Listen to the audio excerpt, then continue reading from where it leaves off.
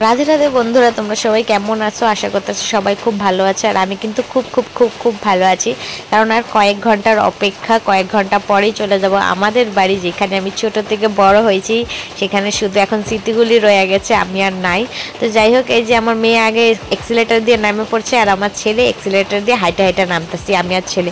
কারণ এক্সিলেটারও খারাপ। দেখো আমাদের দুর্ভাগ্য কত, নামার সাথে সাথে দেখি স্টেশনে বৃষ্টি। আর আমার ছেলে যেহেতু এই এই প্রথম বলবো না, এর আগে গেছে, কিন্তু তখন ছোট ছিল, কোলে যাইতো। আর এখন একটু বড় হয়েছে, বুঝের হয়েছে, তো ও চারিদিকে খালি ঘুরে ঘুরে দেখে এগুলি কি, এগুলি কারা। এখন রাত্র প্রায় 2টার মতো বাজে, আর 2টার সময় কিন্তু স্টেশনে দেখছো কত লোক ভর্তি, বৃষ্টি হইতেছে তারপরে। আর আমরা সব সময় না যখনই যাই তখনই ভাবে কি স্টেশন মনে হয় ফাঁকা হবে, ভয় লাগবে বা কিছু। কিন্তু জানো তো যেই ট্রেন আমাদের 3:30-3টার দিকে নামাবে, সেই ট্রেন আমাদের প্রায় 1:30-2টার দিকে নামায় দেয়। আর নামার পরও এত লোকজন থাকে, ভয়ের তো কোনো ব্যাপারই থাকে না। আর যেন দিনের মতোই হয় বা সন্ধ্যা টাইপের হয়। তো এইবার প্রথম না, আমি যেই কয়বার আসি বেশিরভাগ সময় স্টেশনে নামলে কেন জানি না বৃষ্টি হয়। আর এই বৃষ্টি নামলে কেন জানি না আমার একটুও ভালো লাগে না। এক জায়গায় গেলে বৃষ্টি হইলে দেখবা একদমই ভালো লাগে না। যাবো একটু ঘুরবো, যেই কয়দিনের জন্য যাই, অল্প সময় হোক বেশি সময় হোক, বৃষ্টি হইলে দেখবা মন টন যেন সব ভাঙা যায়। তো পুরো রাস্তায় আসছি, কোনো বৃষ্টি পাচ্ছিল না, এত গরম ছিল, তোমরা আগের ভিডিওটাতে দেখতে পারছো। আর এখানে স্টেশন থেকে নামবো তার 5-10 মিনিট আগে থেকে বৃষ্টি শুরু। কলকাতার দিকে আমি যখনই ফোন করি তখনই মা বলে আজকে বৃষ্টি হয়েছে, এমন হয়েছে এমন হয়েছে, কিন্তু আমাদের ওইদিকে কিন্তু বৃষ্টির কোনো নাম পাত্তাই নেই। আবার বৃষ্টি পড়লে কিন্তু থামতে চায় না, আমাদের ওইদিকের ব্যাপারটা এরকম। তো এখানে দেখো কত লোক আছে যাদের ঘর বাড়ি নাই, স্টেশনের সাইডে সাইডে শুয়ে থাকে। আর আমরা যত পাই তত মনে হয় আরেকটু পাইলে আরেকটু ভালো হতো। তো রাস্তাঘাটে চললে দেখা যায় আশেপাশের মানুষ যে কত লোক কত কষ্টে আছে, কত দুঃখে আছে। তো যাই হোক, এই দেখো অন্ধকার কাটায় সকাল হয়ে গেল, ভোরের আলো ঠিক ফুটে গেল। তো এখন আর ট্রেনটা পাইলে আমরা 10 মিনিটে চলে যাই, কিন্তু ট্রেনটা অনেকটা লেট ছিল, যে কারণে আমাদের প্রায় 1.5 ঘন্টার মতো বসে থাকতে হইলো। এখন বাজে মোটামুটি 6:30টার মতো বাজে। আর এই যে চুল বাঁধাটা রাত্রে তো খুলতে পারে নাই, খুললে পরে পুরো পাগল পাগল হয়ে যাব। তো এখন আর সইতে পারলাম না মাথার ব্যথাটা, এখন খুলাই নিলাম। আর আমার কি বলতো, যে কোনো কষ্ট হোক দুঃখ হোক সহ্য করতে করতে এখন এমনই হয়েছে যে শরীরের ব্যথাটাও ঠিক আমি সহ্য করতে পারি। সবাই মনে করে, আমার স্বামীও দেখ সময় মনে করে, যখন বলি যে আমার হাতে পায়ে ব্যথা করে বা কিছু, ও মনে করে যে অল্প ব্যথা হয়। কিন্তু আমি না কোনো সময় আমার ব্যথা যন্ত্রণা মুখে বা আমার ফেসে আসতে দিই না, বা কেউ বুঝুক এমনভাবে কোনো এক্সপ্রেশন দিতে পারি না আমি। আমার কেন মনে হয় যে আমার কষ্টটা অন্যকে যদি কষ্ট দেয় তাহলে কিসের জন্য সেই বলাটা, আমার কষ্টটা আমার অবধি থাকলেই যেন মনে হয় ভালো হয়। তো থাক, অনেক পাকা পাকা কথা বললা ফেললাম।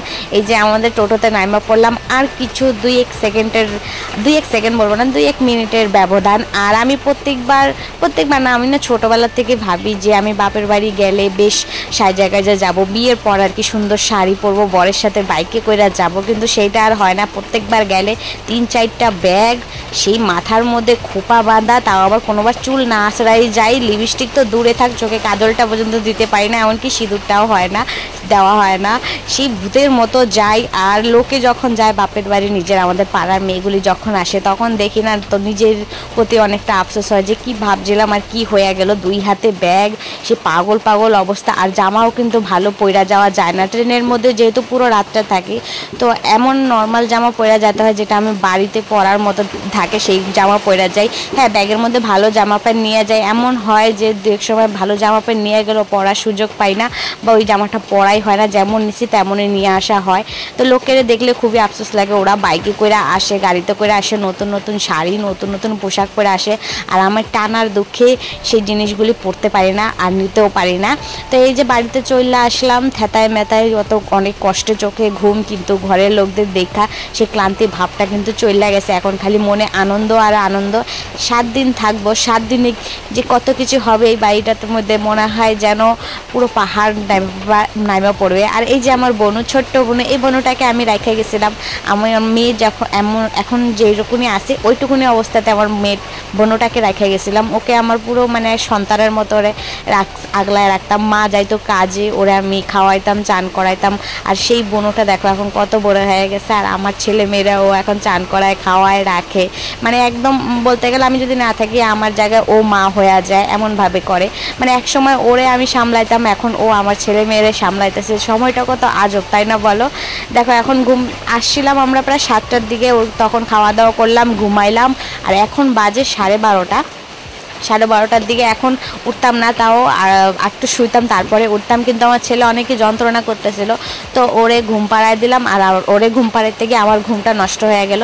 তো যাই হোক এখন উঠা পড়বো, উঠা হাত পাগুলি ধুবো, কারণ আমার মা আসবে মাঠের থেকে, তারপরে অনেক লোকজন আসবে দেখা করতে, বাপের বাড়ি গেলে যা হয় মেয়েরা আর কি। আর এটা কোন ধরনের ঘুমের স্টাইল জানি না বাপু, ওরে দেখাইতে হবে, ওরে জিজ্ঞাসা করতে হবে যে এটা কোন ধরনের স্টাইল ঘুমের। আর আমার ছেলে ঘুমাইছে প্রায় 1 ঘন্টার মতো, তো ওকে চান করাবো। তো উঠে গেছে 1:30 বাজে। তো এখন বাইরের দিকে যেই আসলাম, আমাদের বাড়ির সামনের বাড়িটা, এই গাছগুলো আমি দূরের থেকে দেখা ভাবলাম কি হয়তো পাট শাক, কিন্তু আমার বোনকে জিজ্ঞাসা করাতে ও বলে যে এগুলি নাকি তুলসী পাতা। মানে আমি এরকম তুলসী পাতা কোনোদিন দেখি না। হ্যাঁ ডালপালা ছড়ায় অনেকগুলো হয়, কিন্তু এগুলি সব লম্বা লম্বা কি বড় বড়, মানে সাইড দিয়ে কোনো ডালপালা নাই, শুধু একটাই গাছ। তো দেখে খুবই ভালো লাগলো, সবুজে সবুজ, দেখতে অনেকটাই ভালো লাগলো। আর এই যে এখন আমার মা আসবে, তো সেই কারণে আমি, আমার ছেলে, আমার বোন রাস্তার দিকে অপেক্ষা করে আছি, বসে আছি ওনার জন্য। উনি আসবে প্রায় 3টার দিকে, তো এখন 2টা 2:30টার মতো বাজে। তো আমার খালি মনটা বলতেছে যে কখন আসবে আর কখন দেখবো আমি, কখন সামনে থেকে মা ডাকটা দিব আর উনি হাসবে। আমার ওই সিনটাই খুব ভাল লাগে, যখন আমি ডাক দিই আমার মা তাকায় হাসা ফেলে। যখন আমি বাড়িতে একা থাকি এই স্মৃতিগুলি সব মনে পড়ে। আমার বোন শুধু লম্বাই হয়েছে, বুদ্ধিতে এখনও সেই বাচ্চা। ও এই ছোট ছোট বাচ্চাদের সাথে কিটকিট খেলে, লুডো খেলে, যখন যেই খেলা খেলে ওরা ওর সাথে ও খেলে। আর এইখানে 5টা বাচ্চা বসে রয়েছে দেখছো, থুরি থুরি। এখানে 5টা না 4টা বাচ্চা, আর একটা হচ্ছে আমার ড্যাডুস, মানে আমার বাবা, যাকে আমি ভালোবাসে ড্যাডুস বলি। যখনই ফোন করি তখনই মারে বলি মা ড্যাডুস কোথায়। তো আমার বাবা, এই বাচ্চারা যখনই খেলা করে বা বৈশা ঝগড়া করে, তো আমার বাবা না তাড়াতাড়ি গিয়ে ওদের সাথে খেলবে। ওদের ঝগড়ার মধ্যে মানে ওই যে বলে না আগুনের মধ্যে ঘি দেওয়ার কাজ, তো সেই রকম করে মানে বাচ্চা হয়ে যায় পুরো আমার বাবা ওদের সাথে খেললে পরে। আর 2-1 সময় তো ওরা যেই দৌড়াদৌড়ি করে খেলা করে, সেই খেলাগুলি পর্যন্ত ওদের সাথে করে। তো আমি খুবই লাকি যে আমার বাবা মা দুইজনই একদম ফ্রিডম। হ্যাঁ আমি ওনাদের আশায় ভরসায় টিকতে পারে নাই, কিন্তু বিশ্বাস করো আমার প্রতি ওনারা কোনো সময় একটা শিকল পর্যন্ত বাঁধে না যে তুই এটা পড়বি না, এটা করবি না, এখানে যাবি না, ওইখানে যাবি না। তো ওনাদের দায়িত্ব ওনারা ঠিক পালন করছে, খালি আমি পারি না আমার দায়িত্বটা পালন করতে। একটাই ভুল করছি জীবনে, তো সেই ভুলটাকে আমি এখন শুধরাইতে চাই। মানে শুধরাইতে চাই কি, যে ভুলটা করছি সেটাতে কোনো পস্তাতে চাই না, সেইটা নিয়ে আমি বাঁচতে চাই। তো যাই হোক, এই যে এখন দুপুরের খাবার দাবার নিয়ে আসছি আমার বরের। আর আমার বরের অনেক নতুন নতুন আইটেম আজকে রান্না হয়েছে, তো সেগুলি বুঝাই দিচ্ছিলাম যে এখানে পম্পেট মাছের পাতুরি হয়েছে, চিংড়ি মাছের মালাইকারি হয়েছে, আর কি হয়েছে ওটা মাছের তরকারি আর কাঁকরোল ভাজা। তো সেগুলি বলা হইতেছে। তো জামাই মানুষ ভালো মন্দ তো খাইবে বলো। শ্বশুরবাড়িতে আসলে ওনার শ্বশুরবাড়ি 2 রকম, দেখো একটা হচ্ছে আমাদের শ্বশুরবাড়ি আর একটা হচ্ছে ছেলেদের শ্বশুরবাড়ি। আমাদের শ্বশুরবাড়ি এই যে এই কাজগুলি করতেছে, এই কাজগুলি হচ্ছে আমার শ্বশুরবাড়ির কাজ। আর ছেলেদের শ্বশুরবাড়ি ওটা তো বাপের বাড়িও যেমন ওনাদের শ্বশুরবাড়িও তেমন, ওনাদের কোনো পার্থক্য নাই। ওনাদের তো শ্বশুরবাড়ি আসলে মনে হয় আরও রাজভোগ খায়। তো আমরা এত কাজ করেও কিন্তু শ্বশুরবাড়িতে এরকম রাজভোগ খাইতে পারি না। ওনারা জামাই হয়ে আসার পর থেকে যে ওনাদের সামনে রাজভোগ পছন্দের খাবারগুলি সাজানো হয়, এটা কিন্তু অন্যায় বলো আমাদের মেয়েদের প্রতি। তো যাই হোক, এই যে সন্ধ্যা হয়ে গেছে, এখন বনু গেছে টিউশনিতে, আর এখন আমি সন্ধ্যাটা দিয়ে দিব। মা বিকালের কাজগুলি করতেছে, কলের থেকে জল আনা, রান্না ঘরে থালা বাসন টাসন ধোয়া আর কি। তো উনি তো মাঠে গেছিলো, তো ওনার কাজগুলি করতে একটু লেট হয়ে গেছে। আর আমি বেড়াইতে আসলে আমার মা কোনো কাজই করতে দেয় না আমারে।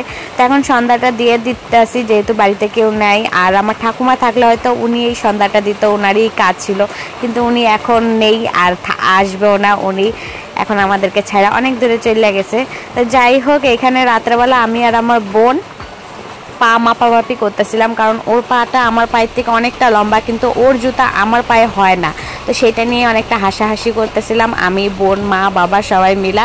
তো যাই হোক, ভিডিওটা এখানেই সমাপ্ত করি। আশা করতেছি তোমাদের সকলের ভালো লাগবে। ভালো না লাগলে স্কিপ করে যেতে পারো, আর ভালো লাগলে ভিডিওটা লাইক করে দিতে পারো, আর ভালো বেশি লাগলে শেয়ারও করতে পারো। তার সাথে একটা ছোট্ট কমেন্ট করে দিও, তোমাদের রায়টা জানাই দিও। ততক্ষণে তোমরা ভালো থেকো, সুস্থ থেকো। রাধে রাধে।